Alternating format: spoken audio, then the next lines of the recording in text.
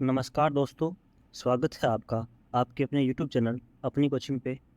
आज है 15 जून 2023। SSC MTS का एग्ज़ाम अभी चल रहा है, तो हम एसएससी एमटीएस के फर्स्ट शिफ्ट के बारे में एनालिसिस करेंगे अभी। तो चलो वीडियो स्टार्ट करते हैं। पहला क्वेश्चन पूछा गया था, 11 अगस्त 2022 को राज्यसभा का सभापति कौन था? तो आप सभी जानते होंगे, राज्यसभा के सभापति हैं वो जगदीप धनखड़ हैं। और बात करें तो विपक्ष के नेता हैं राज्यसभा के, वो है मल्लिकार्जुन खड़गे हैं। राज्यसभा भारत की संसद का ऊपरी सदन है। सदस्यता में 246 सदस्यों की एक समिति है और वर्तमान राज्यसभा में 246 सदस्य हैं। इसमें से 233 सदस्यों को विधानसभा सदस्यों द्वारा चुना जाता है और 12 राष्ट्रपति द्वारा कला, साहित्य, ज्ञान और सेवाओं में उनके योगदान के लिए नामित किए जाते हैं। अगला क्वेश्चन पूछा गया था, बंगाल की खाड़ी में कौन सी नदी गिरती है? तो बंगाल की खाड़ी में कहता है महानदी, गोदावरी, कृष्णा नदी और कावेरी नदियां बंगाल की खाड़ी में गिरती हैं। और बात करें तो गंगा नदी की एक अन्य धारा भारत में पश्चिम बंगाल में ही अलग होकर हुगली नाम से कोलकाता शहर से होकर बंगाल की खाड़ी में भारतीय भाग में गिरती है। बंगाल के दक्षिण में महानदी, गोदावरी, कृष्णा नदी और कावेरी नदियां भारतीय उपमहाद्वीप में पश्चिम से पूर्वाभिमुख बहने वाली और बंगाल की खाड़ी में गिरने वाली प्रमुख नदियां हैं। अगला क्वेश्चन पूछा गया था कि पंचतंत्र पुस्तक के लेखक कौन है? तो इसके लेखक हैं वो विष्णुदत्त शर्मा हैं। पंचतंत्र के बारे में और बात करें तो पंचतंत्र का तात्पर्य है अंतर संबंधी पशु दंत कथाओं के प्राचीन भारतीय संग्रह से है और इसे मूल रूप से संस्कृत भाषा में लिखा गया था। इसे 200 ईसा पूर्व के आसपास लिखा गया था और यह सबसे पुराने जीवंत ग्रंथों में से एक है। पंचतंत्र का अन्य भाषाओं जैसे फारसी, सीरियाई और अरबी भाषाओं में अनुवाद किया गया था। विष्णु शर्मा एक भारतीय विद्वान थे। अन्य पुस्तकों के बारे में बात करें तो कालिदास एक संस्कृत लेखक थे। इनकी प्रसिद्ध रचनाओं में अभिज्ञान शकुंतलम, मेघदूतम, रघुवंश आदि शामिल है। कालिदास से भी प्रश्न पूछते हैं। कालिदास की पुस्तक से ना कम से कम 3 से 4 शिफ्ट में प्रश्न पूछे गए हैं, तो इनकी बुक भी आप ये मोस्ट इम्पोर्टेंट है, तो पढ़ के जाइएगा आप। अगले हैं, वाल्मीकि सबसे प्रसिद्ध लेखकों में से एक थे और उनकी सबसे प्रसिद्ध रचनाओं में रामायण शामिल है। अगला प्रश्न पूछा गया था, क्रिकेट में खिलाड़ियों की संख्या कितनी होती है? तो क्रिकेट में खिलाड़ियों की संख्या 11 होती है। खिलाड़ियों की संख्या से प्रश्न पूछे जाते हैं, तो आप ये इंडेक्स है वो पढ़ के देख के जाइएगा। बैडमिंटन में है वो 1 या 2 से खिलाड़ी होते हैं। गोल्फ है उसमें कई व्यक्ति एक साथ प्रतिस्पर्धा करते हैं। पोलो में है वो 4 खिलाड़ी होते हैं। लॉन टेनिस में 1 या 2 खिलाड़ी होते हैं। चेस में 2 खिलाड़ी होते हैं। खो खो में 9 खिलाड़ी होते हैं। टेबल टेनिस में 1 या 2। कबड्डी में 7। हॉकी में 11 और बेसबॉल में 9। ये प्रमुख खेल हैं, इनमें खिलाड़ियों की संख्या एसएससी एमटीएस में अभी पूछी गई थी इनमें से। अगला क्वेश्चन पूछा गया था, वन नेशन वन हेल्थ योजना किस मंत्रालय ने शुरू की थी? तो इसका स्वास्थ्य और परिवार कल्याण मंत्रालय के द्वारा वन नेशन वन हेल्थ योजना शुरुआत की गई थी। अगला क्वेश्चन पूछा गया था, तराइन का द्वितीय युद्ध कब हुआ था? तो आप सभी जानते होंगे ये फेमस युद्ध है। तराइन का द्वितीय युद्ध है वो 1992 ईस्वी में पृथ्वीराज तृतीय यानी पृथ्वीराज चौहान व मोहम्मद गौरी के मध्य हुआ था, जिसमें पृथ्वीराज चौहान की वो पराजय हुई थी। अगला क्वेश्चन पूछा गया था, जीडीपी में डी का क्या अर्थ होता है? तो जीडीपी का फुल फॉर्म होता है वो ग्रोस डोमेस्टिक प्रोडक्ट, जिसका हिंदी में अर्थ होता है सकल घरेलू उत्पाद। सकल घरेलू उत्पाद में डी का विस्तृत रूप घरेलू है। सकल घरेलू उत्पाद या जीडीपी समय के दौरान अर्थव्यवस्था में उत्पादित सभी अंतिम वस्तुएं और सेवाओं के बाजार मूल्यों या कीमतों का योग है। अगला क्वेश्चन पूछा गया था, लाला लाजपत राय किस समाज से जुड़े हुए थे? तो उनका संबंध था आर्य समाज से। वे स्वामी दयानंद सरस्वती से प्रभावित होकर लाहौर में आर्य समाज में शामिल हो गए थे। अगला क्वेश्चन पूछा गया था, पद्मश्री पुरस्कार पाने वाली पहली भारतीय अभिनेत्री कौन थी? तो वो थी नरगिस दत्त। इनके बारे में और बात करें तो पद्मश्री पुरस्कार पाने वाली भारतीय महिला जो पहली थी वो नरगिस दत्त थी। इन्हें यह पुरस्कार वर्ष 1958 में प्रदान किया गया था। नरगिस का जन्म 1 जून 1929 को कोलकाता में हुआ था। नरगिस के पिता उधमचंद मोहनदास एक जाने माना डॉक्टर थे। उनकी माँ जद्दनबाई मशहूर नर्तक और गायिका थी। नरगिस बॉलीवुड की एक ऐसी अदाकार रही जिन्होंने इंडस्ट्री को नई ऊंचाई पर पहुंचाया। वे राज्यसभा के लिए नामांकित होने वाली और पद्मश्री पुरस्कार पाने वाली पहली अभिनेत्री हैं। ये क्वेश्चन भी बन सकता है कि राज्यसभा के नामांकित होने वाली पहली अभिनेत्री कौन है? तो वो भी नरगिस दत्त है और पद्मश्री पाने वाली अभिनेत्री भी नरगिस दत्त ही है। अगला क्वेश्चन पूछा गया था इंग्लिश में, पुअर का एंटोनियम क्या होता है? पुअर का अर्थ होता है वो होता है गरीब या कमज़ोर। तो इसका एंटोनियम होगा वो रिच, वेल्थ और सुपीरियर। अगला क्वेश्चन है, क्रिकेट में जब बॉल मारने के बाद टप्पा खाकर ग्राउंड के बाहर जाती है तो क्या होता है? तो वो उसे 4 रन कहते हैं। और बॉल मारने के बाद सीधा ग्राउंड को टच किए हुए बाउंड्री पार कर जाती है तो उसे 6 रन कहते हैं। ये 6 रन वाला प्रश्न है वो कल SSC-MTS के सेकंड फेज में पूछा गया था। और ये 4 रन वाला है, ये SSC-MTS के फेज फर्स्ट में पूछा गया था क्वेश्चन। तो ये आगे मोस्ट इम्पोर्टेंट है तो इसको पढ़ के जरूर जाइएगा। अगला क्वेश्चन पूछा गया था, ये इस क्वेश्चन में डाउट है कि दोनों में से एक क्वेश्चन पूछा गया था। बच्चे ने बताया था कि मोस्ट वैल्यूएबल 2018 का प्लेयर, तो इसमें कंफ्यूज है कि ये कौन है तो दोनों में से एक क्वेश्चन। लेकिन जैसे आपका क्वेश्चन जो भी सही है तो आप कमेंट बॉक्स में जरूर बताइएगा कि क्वेश्चन कौन सा सही था। अगला क्वेश्चन है, 2018 में क्रिकेट में मोस्ट वैल्यूएबल प्लेयर कौन था? तो मोस्ट वैल्यूएबल प्लेयर है वो सुनील नारायण थे। वो ये IPL की बात है। और इसी से क्वेश्चन था 2018 का Wisden cricket of the year कौन था? तो ये थे विराट कोहली। ये लिस्ट है वो ICC द्वारा जारी की जाती है। और मोस्ट वैल्यूएबल प्लेयर है वो IPL यानी BCCI का द्वारा किए जाते हैं, उससे जारी की जाती है। अगला क्वेश्चन है, 42वें संविधान संशोधन में कितने मौलिक कर्तव्य जोड़े गए? तो इसमें 10 मौलिक कर्तव्य जोड़े गए थे। वर्तमान में 11 मौलिक कर्तव्य हैं। इसके बारे में बात करें तो मूल संविधान में मौलिक कर्तव्यों की कोई सूची नहीं थी।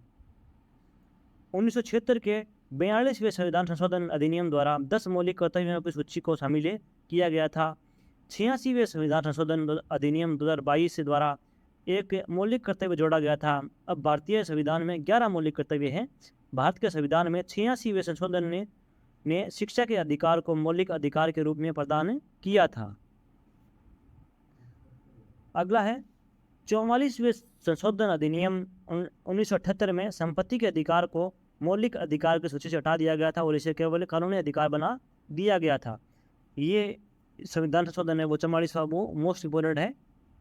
अगला मोस्ट इम्पोर्टेंट संविधान संशोधन है वो है 89वें संविधान संशोधन में, जो कि 2003 में हुआ था। उसमें राष्ट्रीय अनुसूचित जाति आयोग और राष्ट्रीय अनुसूचित जनजाति आयोग को विभाजित कर दिया गया था। एक और है, 2003 के 92वें संविधान संशोधन को बोडो, डोगरी, संथाली और मैंथाली को आधिकारिक भाषाओं के रूप में जोड़ा गया था। अब संविधान में 22 भाषाएं हैं। अगला क्वेश्चन पूछा गया था, लाडली योजना किस राज्य में प्रारंभ की गई है? तो लाडली योजना का प्रारंभ है वो मध्य प्रदेश में हुआ है। बालिका जन्म के प्रति जनता में सकारात्मक सोच, लिंग अनुपात में सुधार, बालिकाओं के शैक्षणिक स्तर, स्वास्थ्य की स्थिति में सुधार तथा उनके अच्छे भविष्य की आधारशिला रखने के उद्देश्य से लाडली लक्ष्मी योजना मध्य प्रदेश में लागू की गई थी। अगला क्वेश्चन है, भारत की पहली जनगणना कब हुई थी? तो भारत की पहली जनगणना है वो 1872 में लॉर्ड मेयो के काल में हुई थी। आधुनिक भारत में जनगणना की शुरुआत के संबंध में उन्होंने बताया कि 1872 में पहली जनगणना हुई, लेकिन प्रथम समकालीन जनगणना की शुरुआत 1881 मानी जाती है, जो कि व्यवस्थित तरीके से हुई थी। वही स्वतंत्र भारत में पहली जनगणना है वो 1951 में हुई थी। अगला क्वेश्चन पूछा गया था, मानव शरीर की सबसे छोटी इकाई कौन सी होती है? तो मानव शरीर की सबसे छोटी इकाई वो कोशिका यानी सेल होती है। और बात करें तो कोशिकाएं जीवन की सबसे छोटी इकाई होती है, जो उपापचय, पर्यावरण की प्रतिक्रिया, विकास और प्रजनन की क्षमता जैसे गुणों को दिखाती है। इसे जीवन की निर्माण खंड भी कहा जाता है। अगला क्वेश्चन है, भीमबेटका किस राज्य से स्थित है, किस राज्य में स्थित है? तो यह है भोपाल, जो कि मध्य प्रदेश का जिला है, वहाँ स्थित है। और बात करें तो भीमबेटका भारत के मध्य प्रदेश प्रांत के रायसेन जिले में स्थित एक पुरापाषाण के आवासीय पुरास्थल है। अगला क्वेश्चन पूछा गया था, अकबर के संरक्षक कौन थे? तो अकबर के संरक्षक थे वो बैरम खां थे।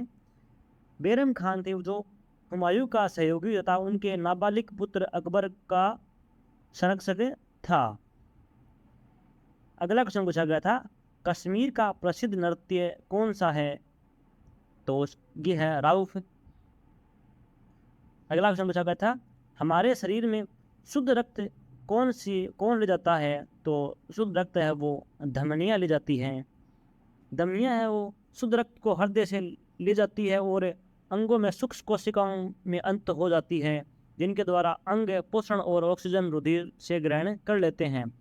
शुद्ध रक्त को हृदय से शरीर के अन्य अंगों तक ले जाने वाली वाहिनियां धमनी कहलाती हैं। इनमें रक्त प्रवाह तेजी व कुछ दाब पर होता है। अगला क्वेश्चन पूछा गया था पुस्तक से कि रघुराम राजन की पुस्तक का क्या नाम था? तो इनके पुस्तक थी वो थर्ड पिलर थी। अगला क्वेश्चन पूछा गया था नृत्य से कि मिजोरम का लोक नृत्य कौन सा है? तो चेरव या बांस नृत्य ये ऑप्शन में था। अन्य लोक नृत्य मिजोरम के हैं वो फेमस लोक नृत्य वो चेलम, चेराव, खुल्लम, बांस नृत्य, ये लोक नृत्य वो मिजोरम के हैं। अगला क्वेश्चन पूछा गया था, राइडर कप कौन से खेल से संबंधित है? तो राइडर कप वो गोल्फ से संबंधित है। इसके बारे में और बात करें तो राइडर कप गोल्फ प्रतियोगिता में हिस्सा लेने वाली यूरोप तथा यूनाइटेड स्टेट्स के मध्य विजेता टीम को प्रदान किया जाता है। अंग्रेज व्यवसायी सैमुअल राइडर के नाम पर इस ट्रॉफी का नाम रखा गया था। अगला क्वेश्चन पूछा गया था, गोल्डन गर्ल पुस्तक के लेखक कौन हैं? तो इसके लेखक हैं वो लोकेश शर्मा है। गोल्डन गर्ल पुस्तक के लेखक पीटी उषा और लोकेश शर्मा है। यह पुस्तक पीटी उषा की आत्मकथा है। तो दोस्तों, एसएससी में खिलाड़ियों से संबंधित जो पुस्तकें हैं उनसे प्रश्न पूछे जा जाते हैं। तो आप कुछ मोस्ट इम्पोर्टेंट पुस्तकें हैं जो कि परीक्षा में पूछी जाती है, तो उनको हम बात करने वाले हैं। यहाँ से प्रश्न पूछा जा सकता है। तो प्लेइंग इट माई वे ये सचिन तेंदुलकर की आत्मकथा है। अगली पुस्तक है स्ट्रेट फॉरम द हार्ट, ये कपिल देव की पुस्तक है। सनी डेज ये सुनील गावस्कर की पुस्तक है। अगली पुस्तक है अनब्रेकेबल, ये मेरी कॉम की पुस्तक है। अगली पुस्तक है the test of my life, Yuvraj Singh की पुस्तक है। अगली पुस्तक है एज अंगेस्ट ऑड्स, ये सानिया मिर्जा की पुस्तक है। अगला पुस्तक है प्लेइंग टू विन, ये साइना नेहवाल की पुस्तक है। अगली पुस्तक है the race of my life, ये मिल्खा सिंह जी की पुस्तक है। अगली पुस्तक है touch by God, how we won the Mexico 86 world cup, ये डिएगो माराडोना की पुस्तक है। अगली पुस्तक है the greatest my own story, तो ये मोहम्मद अली की पुस्तक है। अगली पुस्तक है वाइट सॉकर मैटर्स, ये पेले की पुस्तक है। इन पुस्तक में से आने वाले शिफ्ट में प्रश्न जरूर पूछा जाएगा, तो ये पुस्तक आपके लिए मोस्ट हो जाती है। तो यहाँ से पुस्तक को पढ़ के जरूर जाइएगा। अगला क्वेश्चन पूछा गया था, राष्ट्रीय आदिवासी नृत्य महोत्सव 2022 कहाँ आयोजित किया गया? तो ये छत्तीसगढ़ में आयोजित किया गया था। और बात करें तो 1 नवंबर 2022 को अपना 23वां राज्य स्थापना दिवस मना रहा था और समारोह के एक भाग के रूप में रायपुर तीसरे राष्ट्रीय आदिवासी नृत्य महोत्सव की मेजबानी की थी। इसकी विजेता टीम थी वो सिक्किम थी। अगला क्वेश्चन पूछा गया था, यामिनी कृष्ण मूर्ति का संबंध किस नृत्य शैली से है? तो इनका संबंध है वो भरतनाट्यम और कुचिपुड़ी से है। अगला क्वेश्चन पूछा गया था, काकोरी कांड में कौन कौन शामिल थे? तो काकोरी कांड में ये हुआ था जो 9 अगस्त 1925 को हुआ था। इसमें चंद्रशेखर आज़ाद, राम प्रसाद बिस्मिल, अशफक उल्ला खान, राजेंद्र लाहिड़ी और रोशन सिंह समेत तमाम क्रांतिकारियों ने अंग्रेजी हुकूमत पर बड़ी चोट पहुंचाई थी। अगला क्वेश्चन पूछा गया था, एल्बम डिवाइन टाइम्स के लिए किसे ग्रैमी अवार्ड 2022 मिला? तो ये मिला था वो रिकी केज को मिला था। ये क्वेश्चन पहले भी पूछा गया है। अगला क्वेश्चन है, दिलवाड़ा के जैन मंदिर है वो किस धर्म से संबंधित है? तो दिलवाड़ा जैन मंदिर 5 मंदिरों का एक समूह है। ये राजस्थान के सिरोही जिले के माउंट आबू नगर में स्थित है। इन मंदिरों का निर्माण 11वीं और 13वीं शताब्दी के बीच हुआ था। यह शानदार मंदिर जैन धर्म के तीर्थंकरों को समर्पित है। अगला क्वेश्चन पूछा गया था, खुदाई खिदमत गार आंदोलन किसने किया था? तो ये किया था वो खान अब्दुल गफ्फार खान ने किया था और 1929 में ये आंदोलन किया था। अगला क्वेश्चन है, इंग्लिश से 2 क्वेश्चन पूछे गए थे। लिबर्टी का सिनोनिम पूछा था। तो लिबर्टी का सिनोनिम होता है वो फ्रीडम, इंडिपेंडेंस और सेल्फ रूल। अगला क्वेश्चन पूछा गया था, एंटोनियम ऑफ सिमिलर यानी समान शब्द का विलोम शब्द क्या होगा? तो डिफरेंट, अनलाइक, डिससिमिलर इसका होगा। गोवा के मुख्यमंत्री कौन है? पहला क्वेश्चन ये पूछा गया था।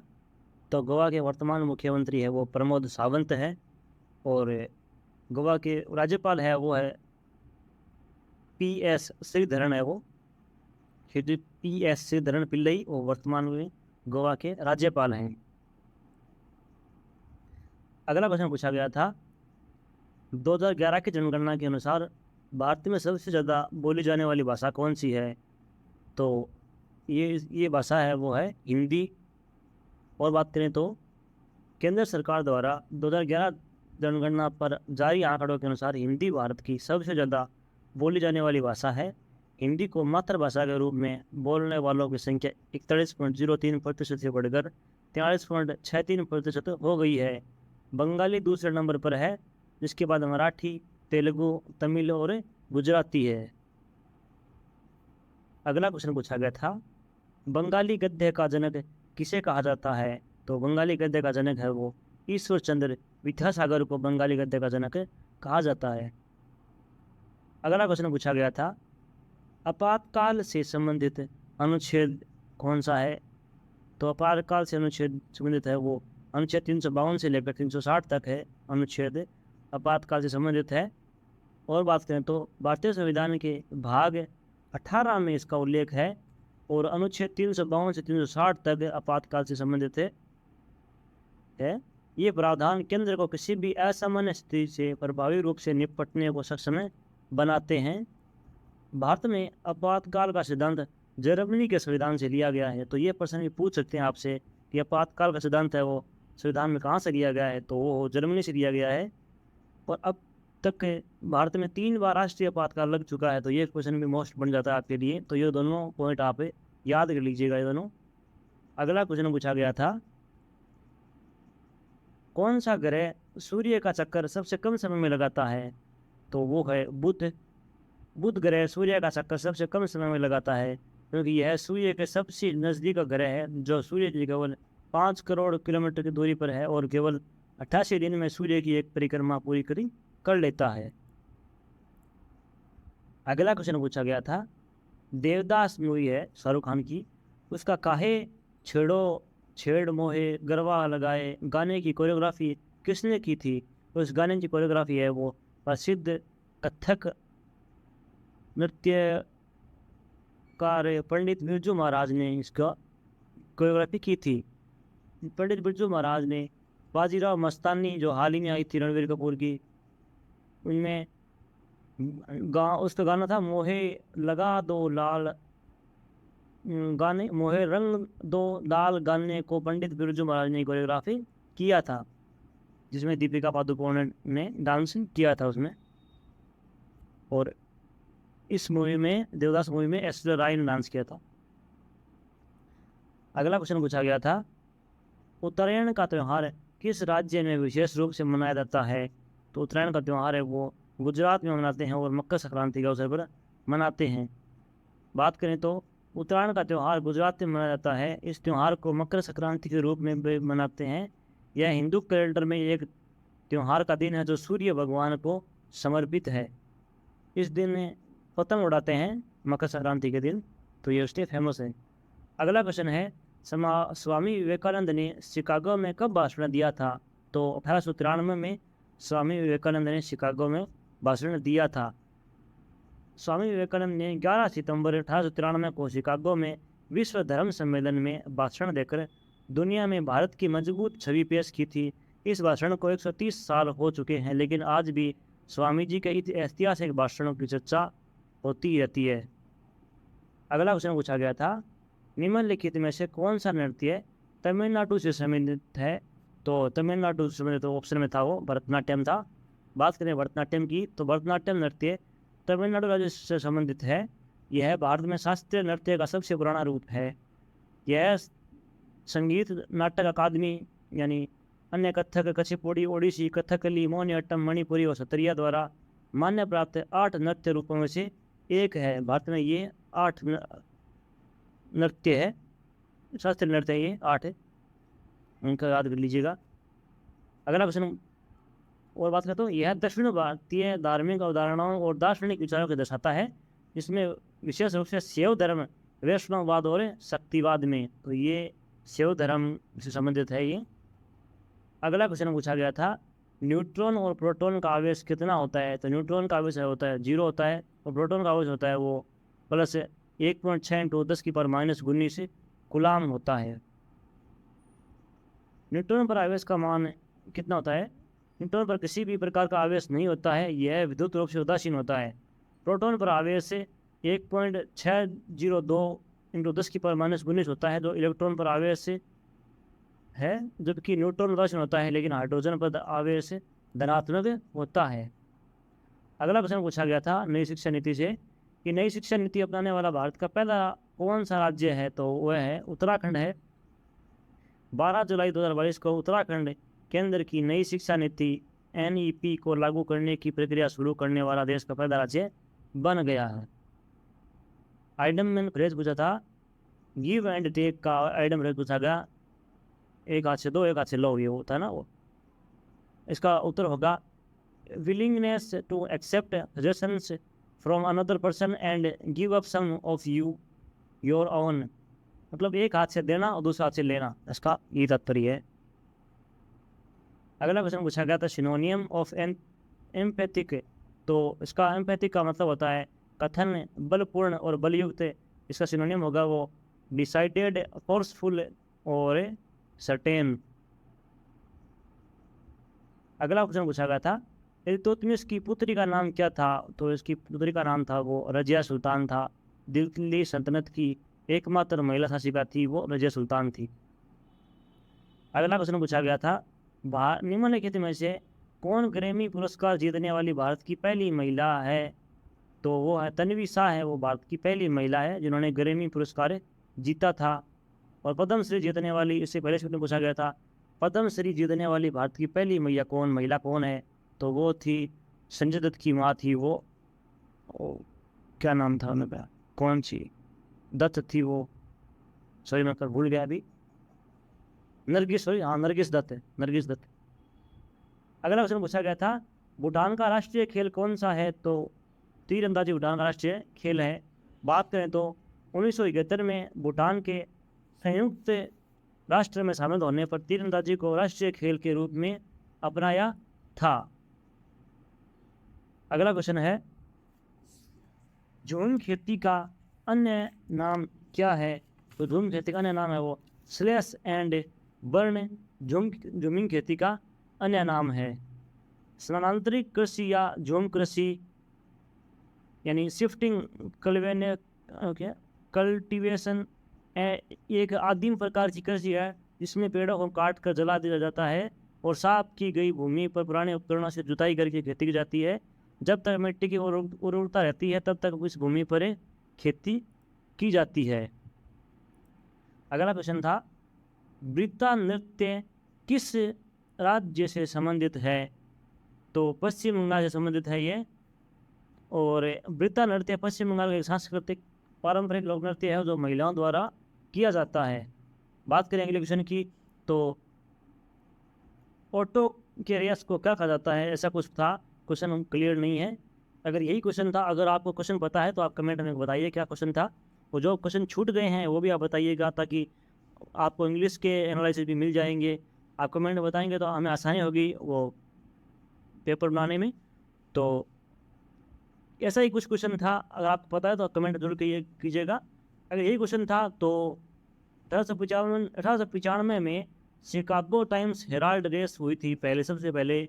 अमेरिका की पहली ऑटो रेस थी जो 1895 में हुई थी।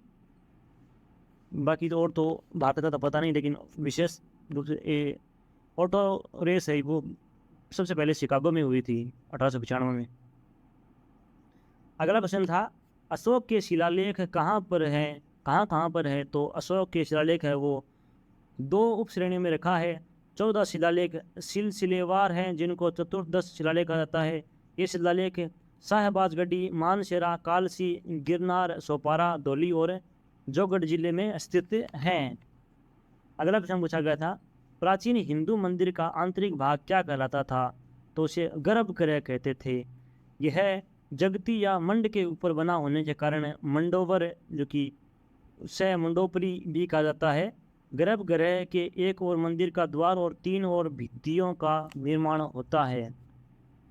अगला क्वेश्चन पूछा गया था, सिनोनियम ऑफ डिसाइव। तो डिसाइव का होता है चीट, ट्रिक और ड्यूप। एक सिनोनियम और पूछा गया था, ऑब्सेशंस का होता है डिसग्रेड और एफेथी होता है वो उसका सिनोनियम होता है।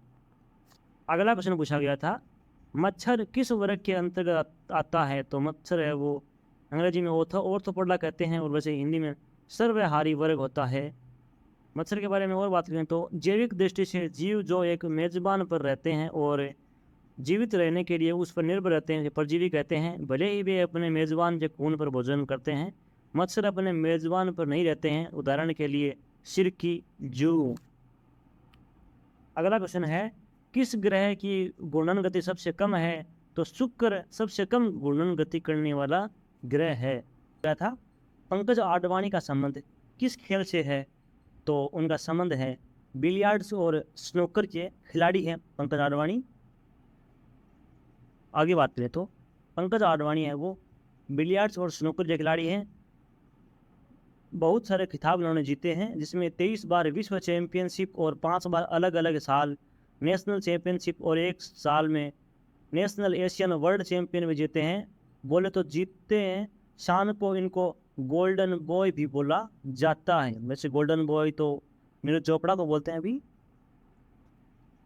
अगला प्रश्न पूछा गया था, राज्यसभा के सदस्यों का कार्यकाल कितने वर्षों का होता है? तो आप सभी जानते होंगे राज्यसभा एक स्थायी सदस्य है। राज्यसभा का खुद का तो कोई कार्यकाल नहीं होता, लेकिन राज्यसभा के सदस्य होते हैं उनका कार्यकाल होता है। तो उनका कार्यकाल होता है वो 6 वर्ष होता है।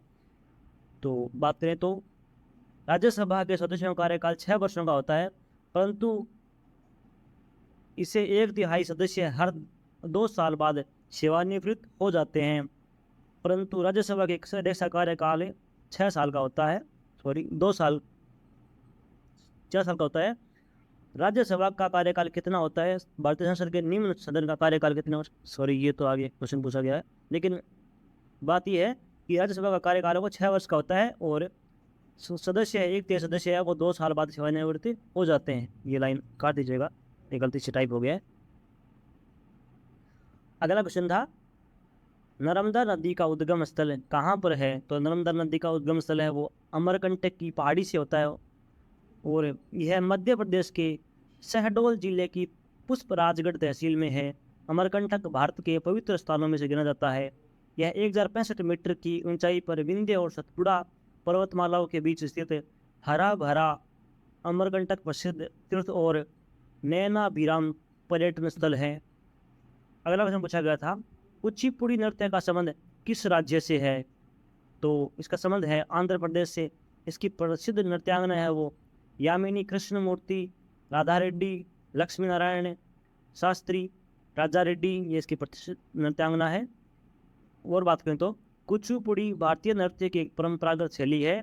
इस शताब्दी के तीसरे व चौथे दशक के आसपास यह नृत्य शैली इस नाम के नृत्य नाटक की लंबी तथा समृद्ध परंपरा से उद्धृत हुई। दरअसल आंध्र प्रदेश के कृष्णा जिले में कुचिपुड़ी नाम का एक गांव है। अगला प्रश्न पूछा गया था इंग्लिश में, a place where ship are stored, एक स्थान जहां जहाजों को रखा जाता है तो उसे डॉकयार्ड कहा जाता है। अगला प्रश्न पूछा गया था, one who kills his parents, एक व्यक्ति जो अपने माता पिता को मार देता है तो उसे कहते हैं पेरिसाइड। अपने पिता को मारने वाले को पेटिसाइड बोलते हैं। अगला प्रश्न पूछा गया था, कथकली से संबंधित व्यक्ति और यह कहाँ का नृत्य है?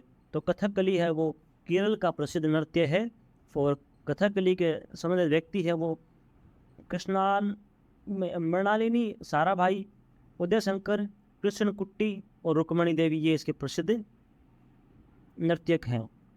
अगला क्वेश्चन पूछा गया था, मिताली राज की आत्मकथा का नाम क्या है? तो इनका नाम है अनगार्डेड एन ऑटोबायोग्राफी। दोस्तों ये क्वेश्चन मैंने फर्स्ट शिफ्ट में करवाया था, तो उसमें आपको मैंने बताया था एक्स्ट्रा फैक्ट के साथ में कि ये बुक कौन ऑथर है। अभी खिलाड़ियों से संबंधित पुस्तकें हैं, उनका नाम भी आपको लिस्ट पूरी बताई थी। वो लिस्ट आपने नहीं देखे तो देख लीजिएगा, उसमें मैंने सभी बताया था। मिताली राज वाला कि आगे पूछ सकते हैं आपको, तो ये देख लीजिए, आपको पूछ लिया गया है। तो आप फर्स्ट और सेकंड शिफ्ट का वीडियो आज जिन्होंने देखा है उनको काफ़ी हेल्प मिली है थर्ड शिफ्ट में, और जिनने अभी नहीं देखा है वो वीडियो को देखते रहें। हम पूरे 25 से ज़्यादा क्वेश्चन इंग्लिश फैक्ट के साथ में लाते हैं, तो वीडियो ज़रूर देखिएगा आपको काफ़ी हेल्प मिलेगी अगर आने वाला एग्ज़ाम आपका एग्ज़ाम आगे है तो। अगला क्वेश्चन पूछा गया था, चंपारण सत्याग्रह कब और किसने किया? तो प्रश्न ऐसे भी एक बच्चा बोला था कि ये किस कारण हुआ था, किसके विरोध में हुआ था? तो चंपारण सत्याग्रह है वो 1917 में महात्मा गांधी ने किया था। चंपारण है वो बिहार में है। आगे बात करें तो गांधी जी के नेतृत्व में बिहार के चंपारण जिले में सन 1917 में एक सत्याग्रह हुआ, जिसे चंपारण सत्याग्रह के नाम से जाना जाता है। गांधी जी के नेतृत्व में भारत में किया गया पहला यह सत्याग्रह था। अंग्रेज चंपारण के किसानों से जबरदस्ती नील की खेती कराते थे, तो विरोध करने पर उन किसानों का खूब अत्याचार किया जाता था। तो यह चंपारण सत्याग्रह है वो नील की खेती के विरोध में किया गया था, 1917 में महात्मा गांधी के द्वारा किया गया था। तो ये आप सभी डाउट हो गए क्लियर। जो भी क्वेश्चन था आप अपने हिसाब से देख लीजिएगा। अगला प्रश्न पूछा गया था, अगर दोस्तों ये क्वेश्चन आपको मिले, आपको किसी को पता हो, तो आप कमेंट बॉक्स में कमेंट जरूर कर दीजिएगा। और आपका जो भी क्वेश्चन है, जैसे कोई त्रुटि हो जाए क्वेश्चन बोलने में, लिखने में, तो आप कमेंट बॉक्स में क्वेश्चन जरूर लिख दीजिएगा, ताकि हम उसमें सुधार करके आपके लिए बेस्ट से बेस्ट कंटेंट आपको दे सकें। अगला क्वेश्चन पूछा गया था, क्षेत्रफल की दृष्टि से सबसे बड़ा राज्य कौन सा है? तो क्षेत्रफल की दृष्टि से भारत का सबसे बड़ा राज्य है वो राजस्थान है, उसके बाद में मध्य प्रदेश है, उसके बाद में महाराष्ट्र है। अगला प्रश्न पूछा गया था, रामकृष्ण मिशन की स्थापना किसने की थी? तो इसकी स्थापना है वो स्वामी विवेकानंद ने की थी 1897 में। आगे बात करें तो रामकृष्ण मिशन एक हिंदू धार्मिक और आध्यात्मिक संगठन है, जिसकी स्थापना 1 मई 1897 को स्वामी विवेकानंद द्वारा की गई थी। संगठन का मुख्यालय बेलूर मठ, हावड़ा, पश्चिम बंगाल में स्थित है। श्री रामकृष्ण परमहंस देव 19वीं सदी के बंगाल में एक संत और धार्मिक नेता थे। यह दक्षिणेश्वर काली मंदिर के पुजारी थे। स्वामी विवेकानंद रामकृष्ण देव के उल्लेखनीय शिष्यों में से एक थे। स्वामी स्वर्णानंद रामकृष्ण मठ और रामकृष्ण मिशन के वरिष्ठ भिक्षु अध्यक्ष हैं। वह इसके 16वें अध्यक्ष हैं। वर्तमान में ये अध्यक्ष हैं रामकृष्ण परमहंस के। अगला क्वेश्चन पूछा गया था, गुड़ी पाड़वा त्यौहार किस राज्य में मनाते हैं? तो ये त्यौहार मनाते हैं वो महाराष्ट्र में मनाते हैं। और बात करें तो महाराष्ट्र सहित इस पर्व को कर्नाटक, तेलंगाना और आंध्र प्रदेश में धूमधाम से मनाया जाता है। हिंदू पंचांग के अनुसार इस वर्ष गुड़ी पड़वा पर्व 22 मार्च 2023 यानी बुधवार को के दिन मनाया गया था।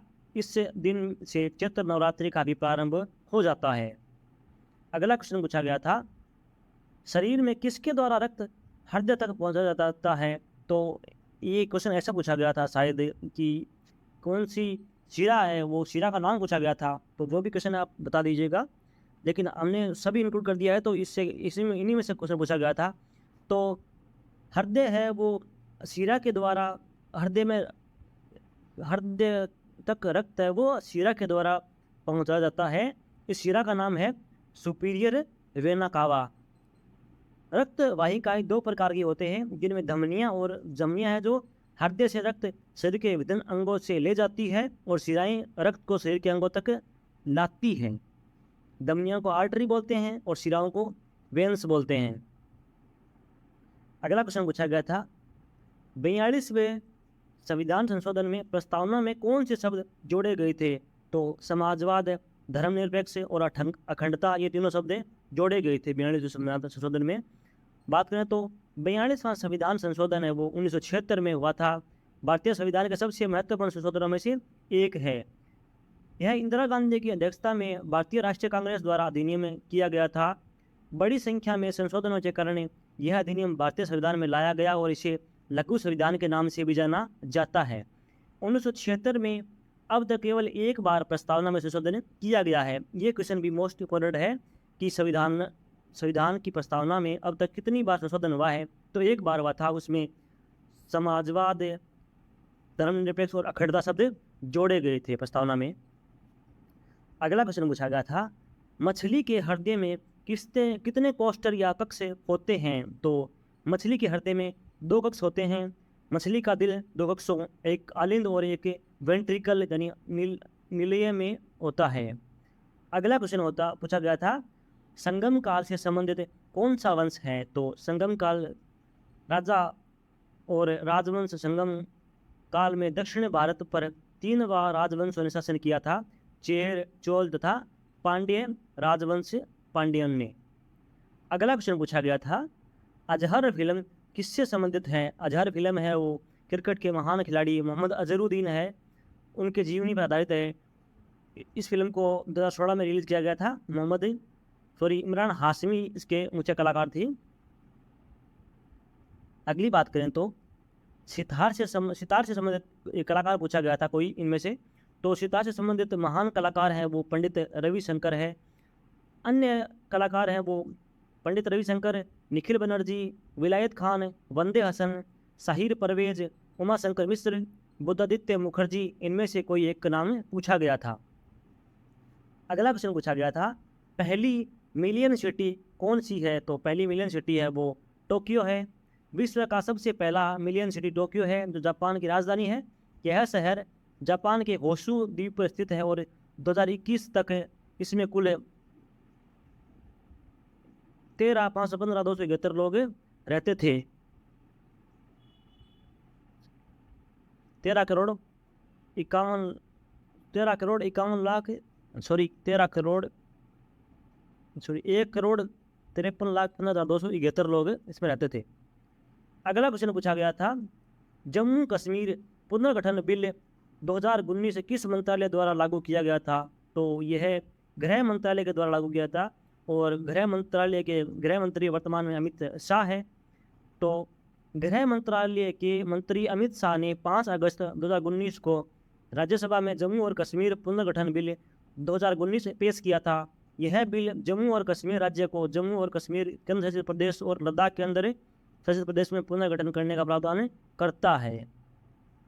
अगला प्रश्न पूछा गया था, क्रिमिनल आइडेंटिफिकेशन बिल 2022 क्या है? तो यह इसका उल्लेख है वो जैविक नमूना धारा 53 एवं धारा 53A में है।